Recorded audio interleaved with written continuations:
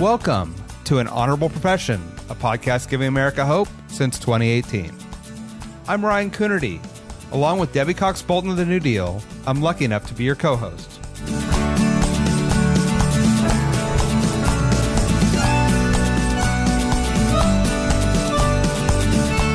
An Honorable Profession is a New Deal Leaders podcast. The New Deal is an organization that supports the next generation of American leaders. From attorneys generals to state senators to mayors to school board members, these are the people that are pushing policies and politics that will respond to climate change, rebuild our economy, address racial injustice, and restore our democracy. These are incredibly talented people who have dedicated themselves to public service when their country and their communities needed it the most. Check out newdealleaders.org to see what I'm talking about. When Austin Daivs was 16 years old, there was a shooting in his neighborhood. He went to a city council meeting and saw that there was no one who looked like him on the dais. Now, 2 decades later, he's lieutenant governor of the most critical of swing states, Pennsylvania. He's the youngest lieutenant governor in the country and the first Black lieutenant governor in his state's history. We talk about how he's using his office to fight gun violence, support early learning, and give his residents the opportunities they deserve.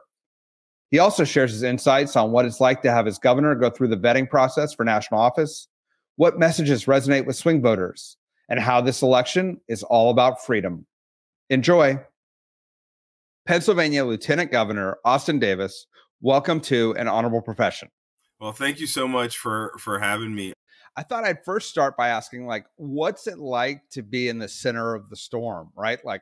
You have people from all over the world paying attention to the minutia of Pennsylvania politics. Can you feel the pressure? Oh yeah, you can definitely feel it. Unfortunately, this is not something that's new to Pennsylvania. I'd say from probably about 2016 until present day, we've been hyper focused on as a swing state, which rightfully we are, particularly in presidential elections. The last presidential race in 2020 was decided by less than a percentage point.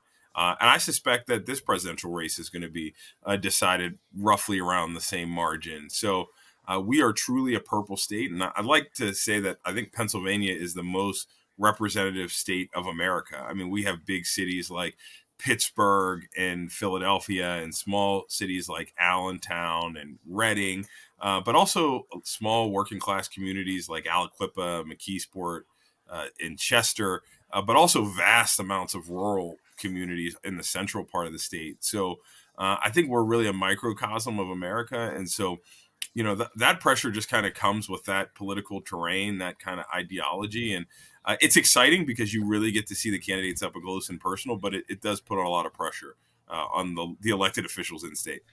So then the next logical question is, where is this microcosm headed in terms of where do you feel the momentum? Do you feel like it's going to be close? Do you feel like what's going to look like in November? Yeah, look, I think there was a dramatic shift in terms of momentum on the ground with President Biden suspending his campaign and the elevation of Vice President Harris. Folks really seem fired up. We just had a rally in Philadelphia with 14,000 people turned out to hear her announce Governor Tim Walz as her running mate. We have seen an increase in volunteers on the ground coming into the field offices across the state. We have opened 36 coordinated campaign field offices across Pennsylvania in places that traditionally haven't seen investment from Democrats, places like Lancaster, Cumberland County, central Pennsylvania. So I feel really good about the operation we're running. We have to translate this energy into work on the ground to make sure that folks get out and knock on doors and are engaging voters in a real way.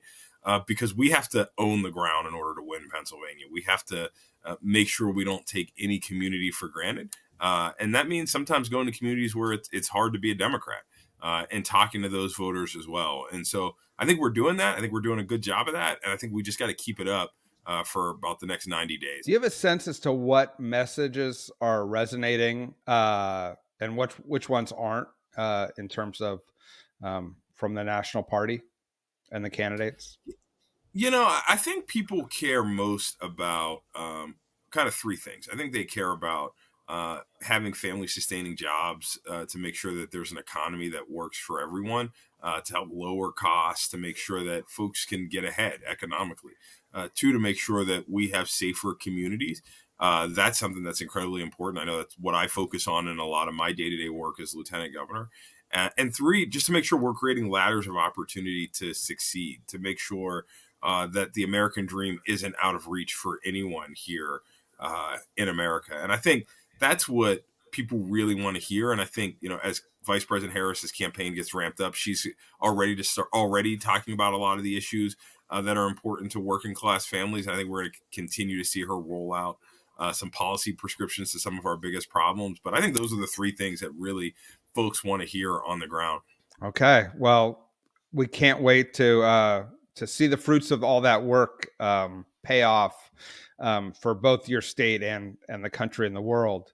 I want to talk about your path to public service. You're the youngest lieutenant governor in the country, first Black lieutenant governor in your state. How did you find yourself in this role? And tell us about your journey. Yeah, it's funny. People always ask me, like, did you always want to run for office? I really didn't think, if you asked me when I was like 12 years old, what would I grow up to be? It wouldn't have been an elected official. But really, when I was 16 years old, there was an incidence of gun violence in my neighborhood. Somebody got shot on the block that I lived on with my parents. And it was something that was really jarring to me. It was something that shook me kind of to my core, and it inspired me to want to do something. So I went to a McKeesport City Council meeting. That's a small community that I grew up in southwestern Pennsylvania. It's a aging steel town.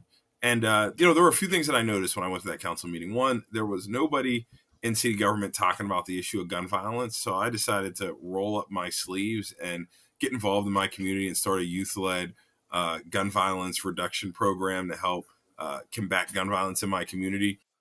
And then two, there was nobody who looked like me serving in city government. I believe deeply that representation matters, and the people closest to the pain should be closest to the power. And what I mean by that is the decisions that we make every day disproportionately affect women, people of color, marginalized communities, and those ought to be the folks who are sitting at the leadership tables making those decisions. So fast forward, got out of high school, went to the University of Pittsburgh, got my degree in political science. And in my senior year, I started working for a guy who was running for county executive in Allegheny County, which is, we don't have a board of commissioners. We have one county executive. He got elected, and I started working for him as a senior advisor for 5 years. And that was really my first exposure to how government could be a force for good in people's lives, and how really government can take on big, complex issues and solve them. And so spent 5 years there, and still really wasn't planning on running for office until one day my state legislator at the time resigned, and there was a vacancy in my state legislative district, and really wasn't anticipating running, but wanted to kind of support somebody who had a good vision for my community. And I quickly recognized that I was the person with that vision. I was the person with the resources to implement a vision to try to make my community a better place. And so I ran for the state house, became the first African-American to ever represent my legislative district, or any district outside of the city of Pittsburgh for that matter. Spent 5 years in the state legislature. I was elected by my colleagues to chair the Allegheny County House Democratic Delegation, the second largest Democratic delegation of legislators in Pennsylvania. And then around 2022, a guy by the name of Josh Shapiro called, who I had worked with a lot as Attorney General, and asked if I'd consider running for lieutenant governor. And in Pennsylvania, you have to run separately in the primary, and then you're paired together as a ticket in the general election. So I decided to run and won a three-way primary, won all 67 counties in Pennsylvania, and got more votes than any Democrat running in a contested race that year to join him on the ticket. And kind of the rest is history. Amazing. Amazing. And so tell me, from being that 16-year-old showing up at the meeting to moving into the legislature and now the executive, how has being a voice at the table changed policy, or been able to shift policy in a way that impacts the communities you're representing? Yeah, so we talk about the issue of gun violence that first brought me to public service, and if you look at my career, throughout every position that I had, that was a central focus of my work.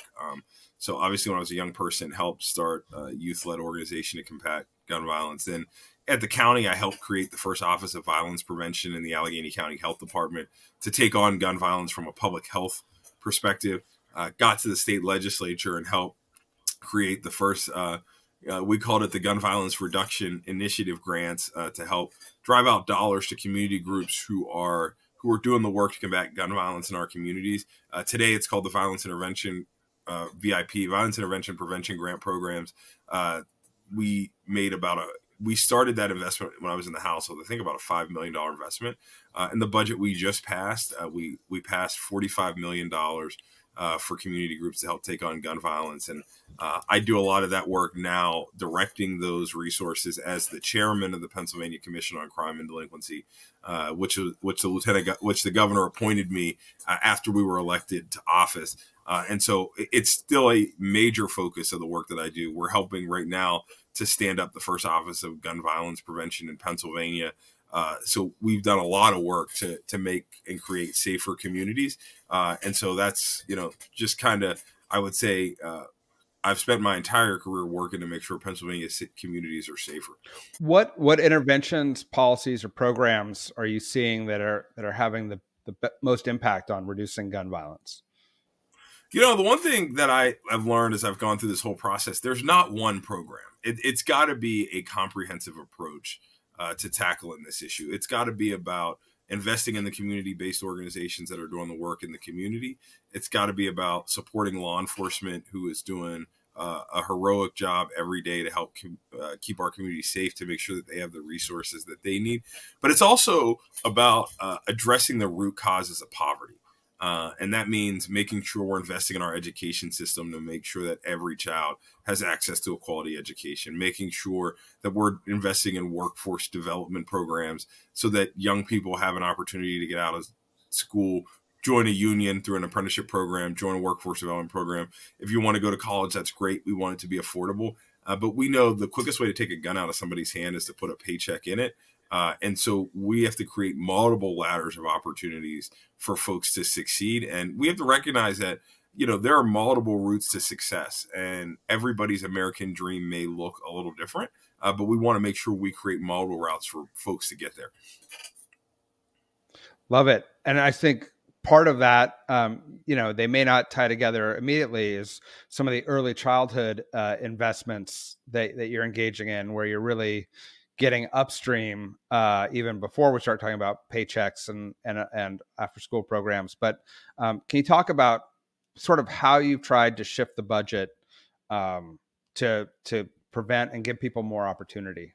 Yeah. So one of the things that I'm really proud of in the last budget is we made for the first time ever, an $11.5 million investment in out of school time programs and after school programs here in Pennsylvania, because we know young people need a safe place between those hours of 3 to 6 to not just do the recreation, the basketball, football, baseball, all those recreational sports, but also to help with their learning development, to help make sure they're getting homework help, to help make sure that they're getting the nutrition that they need. I grew up as a Boys and Girls Club kid, grew up going to the YMCA. Those were really special places. And unfortunately, a lot of kids just don't have those same opportunities today. And it's unconscionable that in the wealthiest country in the world, we're not investing in making those opportunities for our young people. So we're doing that here in Pennsylvania. I hope that we can grow that in the years to come. But we're also working on early learning in terms of young people. I'm proud of the fact that the governor is appointing me to chair the Early Learning Investment Commission to work with government and business leaders to help make sure we're creating more early learning opportunities here in Pennsylvania. It helps our workforce to help parents be fully engaged in their careers and members of society without having to worry about whether their kids are in a safe place. And this is something that I am experiencing firsthand. My wife and I welcomed our daughter into the world almost a year ago now. In a month, it'll be a year. And so, we have to juggle those same responsibilities as two working professionals. And it's not often easy. And we need to really create supports to help working parents. It strikes me, first of all, congratulations. Hope you guys are getting some sleep at this point. in terms of, it strikes me that being a lieutenant governor, there's a lot of like soft power. You're pulling people together. You're chairing these commissions. Um, how different is that than when you were in the legislature and were, moving specific pieces of legislation? Yeah, I will tell you. I mean, it's more influence. Obviously, as lieutenant governor, I have way more influence than I did when I was in the legislature. There's not too many people that won't return my phone call now. And the power of convening is something that's very powerful to really try to get solutions done. And I love being in the legislature. It's a slow process. You kind of have to be committed to being there for a long time to really see the type of progress that you want. And I wanted to have an impact rather quickly. So I spent 5 years there. But in Pennsylvania, in particular, we have one of the largest full-time legislatures in the country.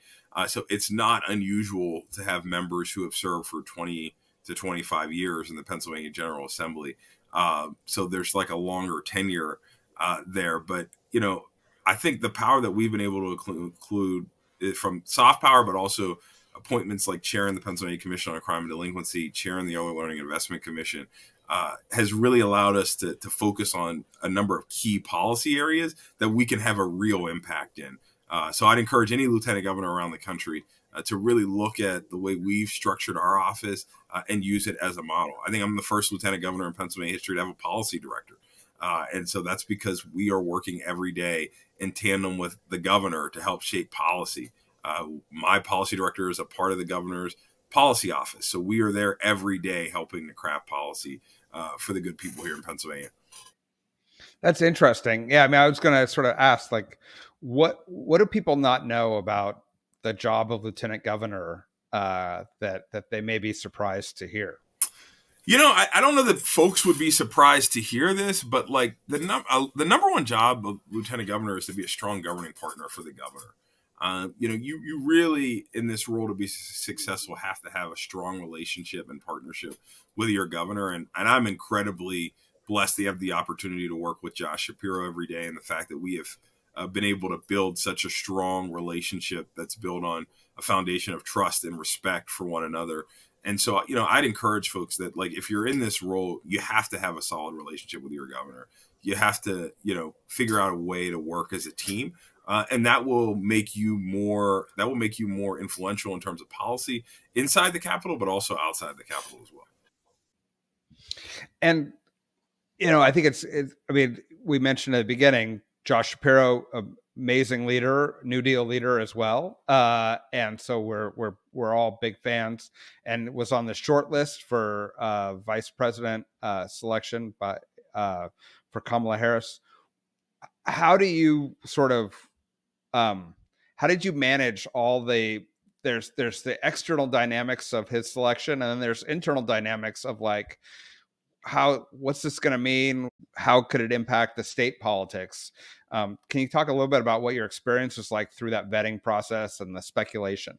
Yeah, I mean, look, I think the one thing about being a lieutenant governor is you take this job knowing that one day you might be called upon to serve as governor. And that could happen under a myriad of scenarios, from like death, a new job for the governor, or incapacitation or resignation. And so you kind of every day, are ready to take over that mantle of leadership. And so, I think for me, it wasn't really hard because Josh and I have such a great relationship and are truly governing partners, that I've been involved in kind of the day-to-day governance of our Commonwealth and have worked with all of our cabinet secretaries on a regular basis. So that wasn't really a challenge. I think, folks thought about me a little bit differently, that, potentially a 34-year-old could be Pennsylvania's first African-American governor and one of the youngest governors in the history of our Commonwealth, and certainly the youngest governor in the country. And so that was clearly something we had to think about, and folks had to think about. But ultimately, we are ready we were always ready if that opportunity arose. And I think, given my work as a legislator, my time as lieutenant governor, you just kind of always stay prepared given the nature of the role. It strikes me, I think the seriousness with which you're approaching policy and engaging um, belies your youth. But the Democratic Party needs to do a better job of engaging younger voters, communities of color.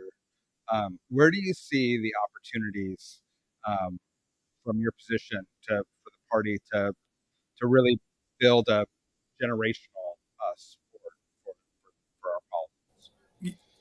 Yeah, look, I think it's partly the party making room for younger, newer, more diverse voices. But we all have to recognize that in politics, power cedes nothing without a demand.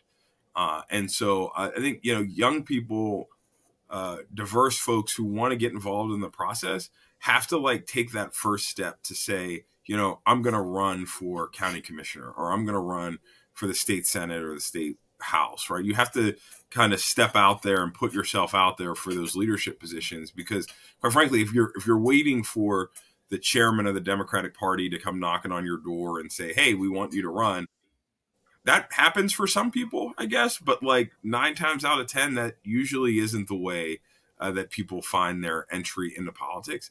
And so, like, I think the best elected officials are the people who focus on policy, who not necessarily focus on the politics. And so that could be anything, right? From a parent who is concerned about their kids' education in their community, right? That's probably the perfect person to run for the school board, or somebody who's concerned about the direction of their city or their municipality, right? We need good people to run for city councils and mayors. And that's really where a lot of the day-to-day governing happens at that level.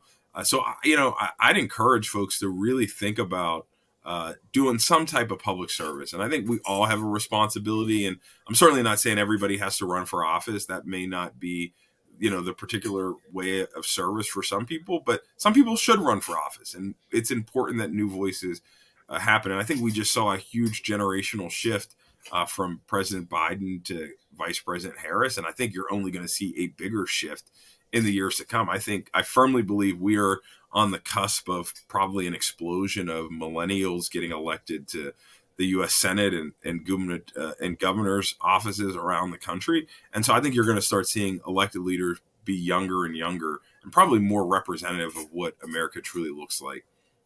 In my last question, I want to ask you, you were an early opponent of Project 2025. You spoke out, made clear about the threat. You're having to engage in real sort of hand-to-hand combat in Pennsylvania for the next 90 days. How do you think about the threat from the other side, and then how do you communicate it in a way that causes people to not just turn it off of like, oh my God, this is the ongoing fight, it's red and blue. How do you gain people to engage and be aware of things and not become cynical about the process? You got to make it personal for folks, right? Like, the whole like, bashing Republicans for the sake of bashing them, or bashing Democrats based on party, that doesn't really move voters, right? What moves people is the issues that they care about. What are you going to do for their kids' school? What are you going to do to make sure that jobs grow in a community and the steel worker still has the opportunity to make steel in Western Pennsylvania, or the carpenter has opportunities to go to work, right? How are you going to make it real for everyday folks? And I think that's what I spend most of my time talking about like what the other side, what their plan is for working class families, right? And honestly, I spend a lot of my time talking about freedom, right? Talking about how we want to protect freedom here in Pennsylvania. And that means freedom for a woman's right to choose, freedom for parents to make their decisions about their kids' economic futures. Because it sure as hell doesn't sound like freedom when you tell kids what books they can read. It doesn't sound like freedom when you tell women what they can and can't do with their own bodies. It doesn't sound like freedom when you say a worker can go to work every day, but he can't join a union, right? Or making sure that people have that basic sense of their fundamental rights and freedoms. And quite frankly, what the other side wants to do, they want to take away a woman's right to choose. That's a fact. They want to break unions and take away workers' rights to organize and join a union. They want to ban books in schools and control what parents allow their kids to read. That's not freedom, right? And so we need to make sure that folks understand what that means and how that impacts their daily lives. And so that's what I spend a lot of time talking about. I love that, the freedom agenda. Well, we wish you a ton of luck on the efforts over in the election, and more importantly, the real policy wins that you're having for the people of your state. Love having you in the New Deal, and cannot wait to see what you do in the future. Thank you so much for having me, and thanks for everybody tuning in. An Honorable Profession is a New Deal Leaders podcast. Thanks to the team at New Deal for producing this episode. We encourage you to bring honor to public service, and because we keep things honorable, no tax dollars are used in the making of this podcast.